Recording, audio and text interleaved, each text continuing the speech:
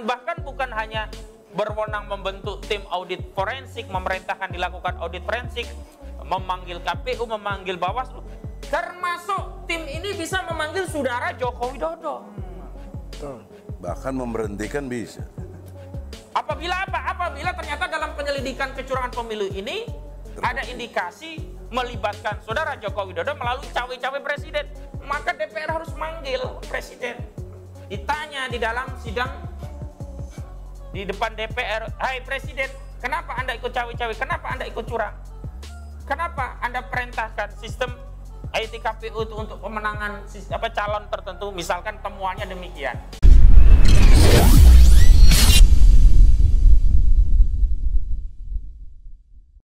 Saudara Yusril Iza Mahendra yang beberapa waktu lalu di media memberikan statement bahwa masalah pemilu ini penyelesaiannya menurut konstitusi harus dibawa ke Mahkamah Konstitusi begitu, agar ada kepastian begitu.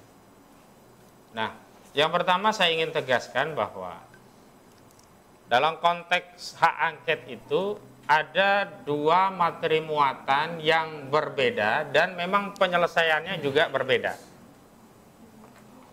Yang pertama, kalau materi muatannya adalah sengketa perselisihan hasil pemilu atau objek yang dipersoalkan adalah keputusan penetapan suara pemilu 2024 yang dikeluarkan oleh KPU, setuju. Kami sependapat bahwa itu prosesnya memang ke MK. Namun sampai hari ini kan belum ada keputusan yang dikeluarkan oleh KPU terkait penetapan hasil suara pemilu 2024. Karena itu saya juga menyanggah kalau ada narasi hak angket itu diajukan oleh pihak yang kalah. Karena sampai hari ini belum ada pihak yang kalah atau yang menang. Karena belum ada keputusan penetapan hasil suara pemilu 2024 oleh KPU. Adapun hasil hitung cepat entah lembaganya Kodari, DNIJA, dan yang lain-lain, saya ingin tegaskan informasi yang mereka keluarkan secara hukum tidak bernilai. Informasi yang mereka sampaikan secara hukum tidak bisa dijadikan rujukan untuk melakukan selebrasi kemenangan terhadap proses pemilu yang belum tuntas. Bahkan informasi-informasi itu mengganggu proses pemilu itu sendiri. Karena seolah-olah pikiran publik diajak untuk mempercayai hasilnya seperti yang mereka sampaikan. Dan kemudian nanti seolah-olah kalau KPU hasil akhirnya sama dengan lembaga-lembaga hitung cepat itu seolah-olah sudah benar juga. Padahal problemnya adalah apakah benar pemilu ini berjalan sesuai dengan ketentuan peraturan perundang-undangan sebagaimana diatur dalam Undang-Undang Nomor 7 Tahun 2017 tentang pemilu. Jadi sampai hari ini belum ada keputusan KPU tentang penetapan hasil suara pemilu 2024, sehingga saya tegaskan sekali lagi melalui konferensi pers hari ini bahwa belum ada pemenang atau siapapun yang kalah dalam pemilu ini. Karena itu tidak boleh ada narasi yang menyatakan bahwa hak angket itu diajukan oleh pihak yang kalah. Tidak. Lagi pula kepentingan yang ingin kami sampaikan melalui konferensi pers ini adalah bahwa hak angket itu tujuannya adalah untuk melakukan proses penyelidikan terhadap dugaan kecurangan pemilu 2024 yang terjadi secara sistematis, masif, dan terstruktur, atau dibalik, terstruktur, sistematis, dan masif. TSM. Bahkan TSMB. Terstruktur, sistematis, masif, dan brutal. B ya? Iya. Kenapa bisa? G, gila. Iya. Kenapa demikian? Karena temuan-temuan yang hari ini kita saksikan dalam sejumlah informasi, baik pra pencoblosan, saat pencoblosan, hingga hitungan yang dilakukan oleh Sirekap, itu semuanya mengindikasikan kecurangan yang bersifat terstruktur, sistematis, dan masif. Contoh, Di dalam hasil hitung Sirekap itu kan ditemukan berbagai problem, diantaranya TPS-TPS yang secara ketentuan kita punya 823.000 TPS seluruh Indonesia yang harusnya masing-masing TPS maksimum itu 300 suara, kok bisa ada suara yang lebih dari itu, ada yang 80.000, ada yang 500, ada yang 1.000, itu kan sudah aneh gitu loh. Apalagi kemudian diperkuat oleh temuan dari Timnas Amin yang disampaikan oleh saudara Bambang Wijoyanto yang menduga kuat ada desain algoritma di dalam sistem Sirekap KPU yang didesain untuk memenangkan paslon tertentu dengan kualifikasi suara tertentu. Artinya apa? Ada dugaan kuat sistem IT di KPU itu, sistem Sirekap, sistem rekapitulasi suara KPU itu didesain untuk memenangkan paslon tertentu dan dengan suara tertentu. Artinya suara tertentunya adalah melebihi 50% dan sebarannya sesuai dengan ketentuan pasal 416 tersebar di lebih 20 provinsi sehingga cukup satu putaran gitu. Nah, temuan dugaan seperti ini harus diklarifikasi, diverifikasi dan dibuktikan. Dan format untuk mengklarifikasi, memverifikasi dan membuktikan dugaan-dugaan kecurangan pemilu itu bukan di MK. Karena kalau hari ini kita mau membawa perkara itu ke MK belum ada objeknya. Apa yang mau kita gugat ke MK? Wong KPU belum mengumumkan keputusan kok. Belum ada penetapan hasil suara, belum ada penetapan siapa yang menang atau yang kalah. Adapun selebrasi yang dilakukan oleh paslon tertentu, sebut saja saudara Prabowo dan Gibran Raka Buming Raka, itu kan selebrasi yang prematur. Belum waktunya. Dan bahkan saya menduga ada intervensi asing dalam selebrasi itu. Kenapa? Karena duta besar Cina kok berani-beraninya memberikan ucapan selamat kepada Prabowo Subianto, padahal belum ada penetapan hasil suara pemilu 2024 ini oleh KPU. Lalu apa tujuan daripada duta besar Cina datang ke Prabowo memberikan ucapan selamat? Waduh. Apa dia mau berfungsi sebagai buzzer? Sementara Amerika enggak ya?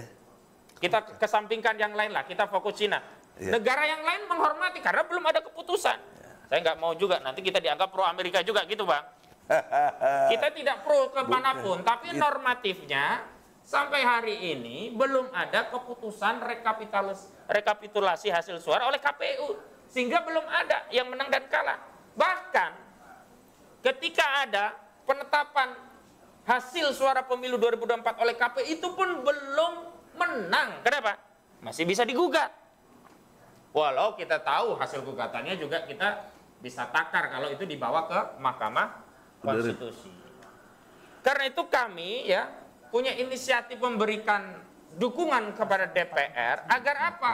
Agar proses kecurangan-kecurangan ini bisa dibuktikan benar atau tidaknya. Kalau terbukti benar, ya pemenangnya yang menang dengan kecurangan ini tidak boleh dipertahankan.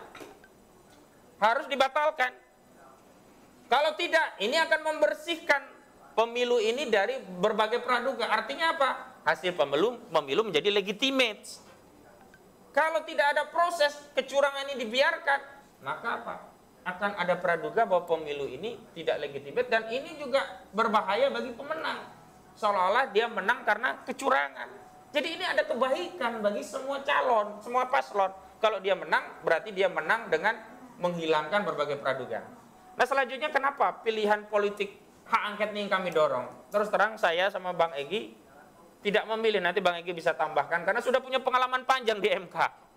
Apalagi pasca keluarnya putusan 02, Majelis Kehormatan Mahkamah Konstitusi. Ingat, Majelis Kehormatan Mahkamah Konstitusi menyangsi, memberikan sanksi Anwar Usman dicopot dari jabatannya sebagai Ketua MK. Itu bukan karena Anwar Usman main perempuan, bukan karena Anwar Usman main judi, bukan karena Anwar Usman misalkan dia mabok-mabokan, bukan. Jadi pelanggaran etiknya bukan terkait pribadi seorang Anwar Usman, tapi pelanggaran etik saat memutus perkara, mengadili dan memutus perkara nomor 90. Yang bersifat nepotisme. Di mana di putusan itu akhirnya Gibran bisa lolos karena pasal 169 huruf Q Undang-Undang Nomor 7 Tahun 2017 ditafsirkan dan akhirnya nggak harus 40 tahun, boleh kurang 40 tahun asal pernah menduduki jabatan politik melalui pemilu atau pilkada. Jadi umat normal ya. Artinya ketidakpercayaan kita bukan hanya kepada pribadi Anwar Usman, juga kepada lembaga MK, karena pelanggaran etik yang dilakukan oleh Anwar Usman yang dia dipecat itu bukan karena pelanggaran etik secara pribadi yang saya sebutkan tadi. Misalnya kan kalau kemarin itu Anwar Usman dicopot karena dia ketahuan selingkuh, karena mabok, karena judi, oh bisa kita katakan MK-nya masih baik. Anwar Usman saja yang brengsek. Tapi kan kemarin itu saat memutus, kalau memutuskan keputusan MK kolektif kolegial, tidak bisa sebenarnya disalahkan Anwar Usman saja. Artinya ini juga yang membuat kita tidak percaya sama lembaga Mahkamah Konstitusi. Kan semua hakimnya kan juga semua hakimnya kan terlibat di melanggar etik. Melanggar etik, bedanya sanksinya kalau Anwar Usman dicopot, yang lainnya mungkin teguran dan sebagainya begitu. Copot sebagai ketua ya. Ya. Karena itu kita tidak percaya membawa lembaga ke MK karena itu. Dan yang kedua, ingat yang kita dorong itu bukan 169. keputusan penetapan hasil suara oleh KPU, tapi proses pemilu yang curang. Karena itu kita dorong melalui hak angket. Kenapa? Kalau nanti hak angket itu bisa terrealisasi, kan syaratnya sederhana. Minimal 2 fraksi, minimal tanda tangan 25 anggota dewan. Saya pikir PKS sama Nasdem saja cukup. Nasdem sama PKB saja cukup, apalagi kalau PKS, Nasdem, PKB sama-sama mengajukan hak angket. PDIP dan P3 juga mengajukan. Jadi ini barang ini. Kenapa? Kalau nanti hak angket, maka proses verifikasi, kemudian melakukan penelaahan, penyelidikan, bahkan pembuktian ada tidaknya kecurangan itu menjadi otoritatif. Misalnya, ketika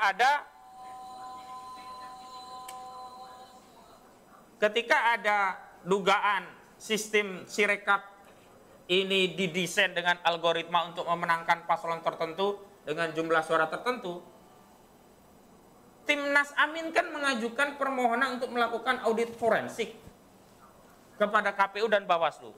Tapi kan tidak ditindaklanjuti. Kenapa? Karena tidak punya kewenangan. Tapi nanti kalau DPR melalui panitia angket nanti, ya mau tidak mau harus dilakukan. Karena punya kewenangan, bahkan bukan hanya berwenang membentuk tim audit forensik, memerintahkan dilakukan audit forensik, memanggil KPU, memanggil Bawaslu, termasuk tim ini bisa memanggil saudara Joko Widodo. Bahkan memberhentikan bisa. Apabila ternyata dalam penyelidikan kecurangan pemilu ini ada indikasi melibatkan saudara Joko Widodo melalui cawe-cawe presiden, maka DPR harus manggil presiden, ditanya di dalam sidang di depan DPR, hai presiden, kenapa Anda ikut cawe-cawe, kenapa Anda ikut curang, kenapa Anda perintahkan sistem IT KPU itu untuk pemenangan calon tertentu, misalkan temuannya demikian. Nah ini yang bisa melakukan ini DPR. MK nggak bisa. MK nggak bisa. Dan pertimbangan selanjutnya adalah begini, agar sengketa pemilu ini diselesaikan secara politik melalui politisi di Senayan. Jangan sengketa ini diselesaikan melalui hukum. Nggak akan tajam hukum itu melawan politik. Kecuali persoalan hukum bisa diselesaikan dengan lembaga hukum. Ini persoalan politik. Maka yang menyelesaikan harus lembaga politik, yakni DPR dengan kewenangan politik, kewenangan angket. Tambahannya adalah, kalau ini diambil alih DPR, maka rakyat juga ada jaminan keamanan. Jadi tidak lagi kita dibenturkan, kepung KPU, kepung MK. Sementara orang-orang partai tidak berinisiatif untuk membela suara-suara rakyat yang sudah memilih. Iya.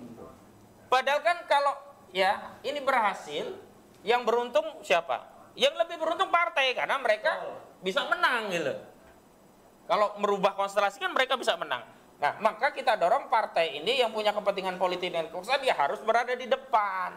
Sehingga jangan sampai nanti mereka yang dapat kekuasaan, rakyat yang dikorbankan. Nah, kalau mereka di depan dengan hak angket kita dukung, karena kita juga tidak suka, tidak ridho ada kecurangan. Siapapun nanti yang menang. Jadi bukan berarti kita pro 01, pro 03, benci 02, tidak. Kita tidak pro dengan kecurangan. Kita benci dengan kecurangan. kita pro kejujuran, kita pro keadilan, maka kita dorong agar ya panitia angket yang dibentuk kelak untuk memverifikasi persoalan pemilu ini agar terbuka sehingga yang menang adalah keadilan, yang menang adalah kejujuran, sehingga siapapun yang menang akan dipercaya oleh rakyat. Dan terakhir dari saya begini, Mana tadi? 169. problem kita ini kalau tidak diselesaikan oleh DPR, saya khawatir justru akan menimbulkan polemik di tengah masyarakat.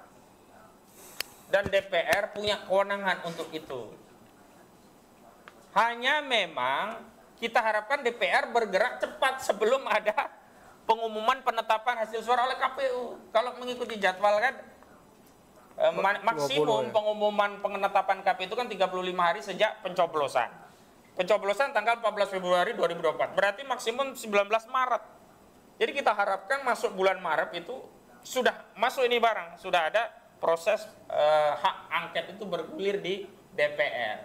Sehingga bisa menghambat narasi, oh kan udah ada keputusan KPU, silakan bawa ke MK. Nah kalau sudah muncul keputusan KPU dulu, nah ini berarti ya menjadi tidak bernilai hak angket itu digulirkan. Nah kalau sudah itu ke sana, maka kita akan bisa memberikan dukungan agar ini di backup, agar masyarakat ikut mendukung proses itu, agar muncul narasi keadilan di tengah-tengah kita. Nah ini yang ingin saya sampaikan. Mudah-mudahan ada manfaatnya. Saya kembalikan kepada host. Wassalamualaikum warahmatullahi wabarakatuh.